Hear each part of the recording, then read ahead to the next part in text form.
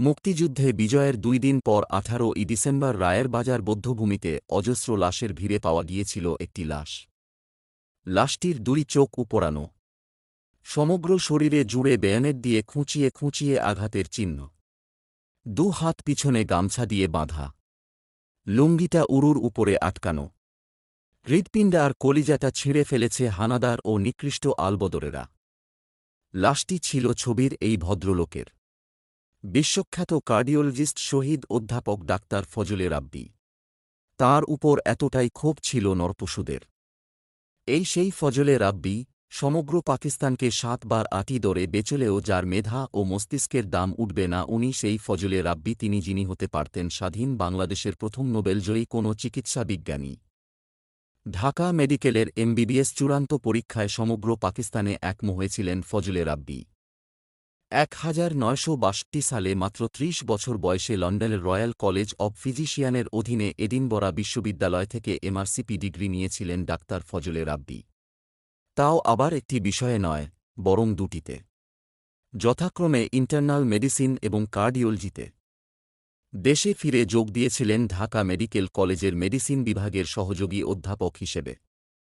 মাত্র ৩২ বছর বয়সে ১৯৬৪ সালে মেডিসিনের উপর তাঁর বিখ্যাত case study a case of congenital hyperbilirubinemia Dubin Johnson syndrome in Pakistan প্রকাশিত হয়েছিল বিশ্বখ্যাত গবেষণা journal of tropical medicine hygiene এ।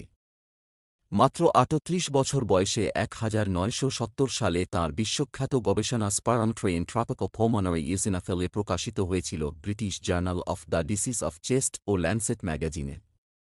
আর ১৯৭০ সালে মাত্র ৩৮ বছর বয়সেই ডাক ফজলে রাব্বী মনোনীত হয়েছিলেন পাকিস্তানের সেরা অধ্যাপক পুরস্কারের জন্য। পাকিস্তানের ইতিহাসে এত কম সময়ে সেরা অধ্যাপকের পুরস্কার পাননি ফজলে রাব্বী বাদে আর কেউই। কিন্তু তাঁর আত্মায়, মনে মননে ছিল বাংলার অসহায়রত মানুষ। ঘৃণাভরে প্রত্যাখ্যান করেছিলেন তিনি সেই পুরস্কার। মাত্র ৩৯ বছর বয়সী ডাক্তার মোহাম্মদ ফজলে রাব্বী ছিলেন ঢাকা মেডিকেল কলেজের professor of clinical medicine and cardiologist. আজকের দিনে বসে কল্পনা করলেই গর্বে বুক ফুলে ওঠে। মুক্তিযুদ্ধের পুরোটা সময়ই অধ্যাপক ডাক্তার ফজলে রাব্বী আহত মানুষদের সেবা দিয়েছেন ঢাকা মেডিকেলে বসেই। বেশ কয়েকফা নিজের সাধ্যের চেয়ে বেশি ঔষধ আর অর্থ সহায়তা দিয়েছিলেন মুক্তিযোদ্ধাদের জন্য। আহত মুক্তিযোদ্ধাদের পরিচয় গোপন রেখে দিয়েছিলেন চিকিৎসাও। তাঁর ব্যক্তিগত গাড়িটি ব্যবহৃত হয়েছিল মুক্তিযোদ্ধাদের নানান কাজে। মূলত ঝুঁকি এড়াতে তাঁর গাড়িতে করে তিনি নিজেই ঔষধপত্র পৌঁছে দিতেন মুক্তিযোদ্ধাদের গোপন আস্তানায়। তাঁর বাড়িতে মুক্তিযোদ্ধাদের আসা যাওয়া ছিল নিত্য। তাঁর স্ত্রী জাহানারা রাব্বীও পুরোটা সময় ঐকান্তিক প্রচেষ্টার মাধ্যমে মুক্তিযোদ্ধাদের সহায়তা করেছিলেন। মুক্তিযুদ্ধের ১৩ ও ১৪ ডিসেম্বর ডাক ফজলে রাব্বীর স্ত্রী জাহানারা রাব্বী একই স্বপ্ন দুবার দেখলেন। স্বপ্নটা এমন একটা সাদা সুতির চাদর গায়ে তিনি ৩ ছেলে মেয়েকে নিয়ে জিয়ারত করছেন, এমন একটা জায়গায় যেখানে ৪টা কালো থামের মাঝখানে সাদা চাদরে ঘেরা কি যেন। ১৫ই ডিসেম্বর সকালে ঘুম থেকে জাহানারা রাব্বী স্বামীকে এই স্বপ্নের কথা খুলে বললেন। জবাবে ফজলে রাব্বী মৃদু হেসে বললেন, তুমি বোধ হয় আমার কবর দেখেছ। শুনে ভয় পেলেন জাহানারা রাব্বী। টেলিফোন টেনে পরিচিত অধ্যাপকদের কারো কারো বাড়িতে ফোন করতে বললেন, দেশের কি অবস্থা জানার জন্য। ডাক্তার ফজলে রাব্বীও ফোন করলেন, কিন্তু কারো বাড়িতেই সংযোগ পাওয়া যাচ্ছিল না। একসঙ্গে কাউকেই পাওয়া যাচ্ছে না। খানিকটা অবাক হলেন জাহানারা রাব্বী।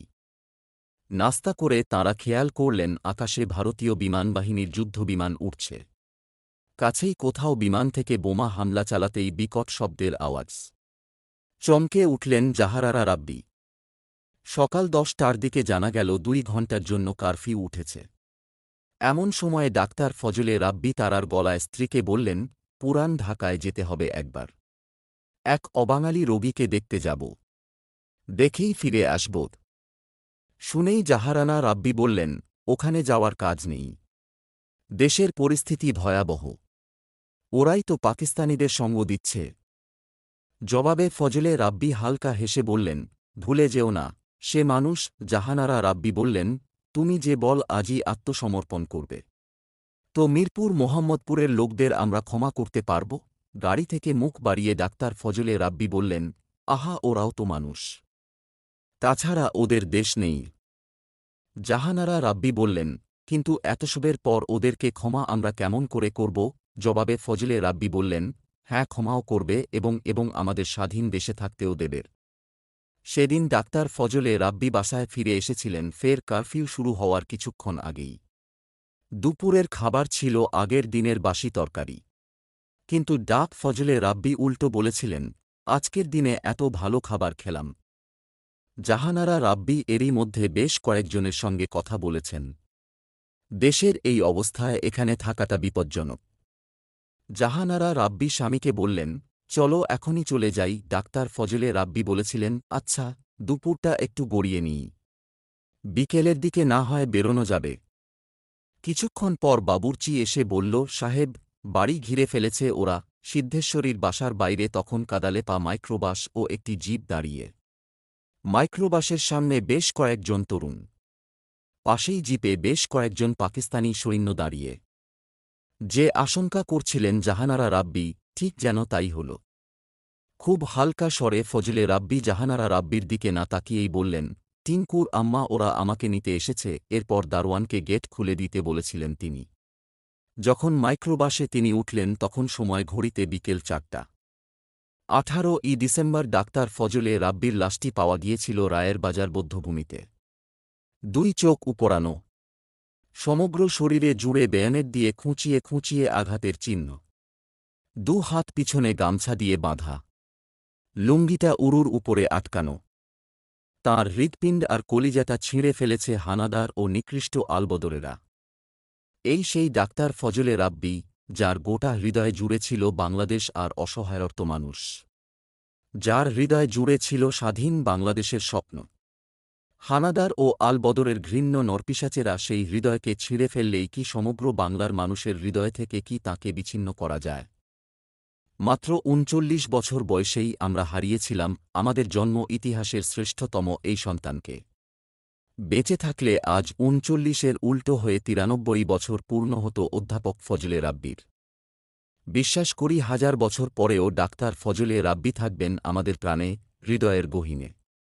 জন্মদিনে বিনম্র শ্রদ্ধায় স্মরণ করি এই কিংবদন্তি শহীদ বুদ্ধিজীবীকে।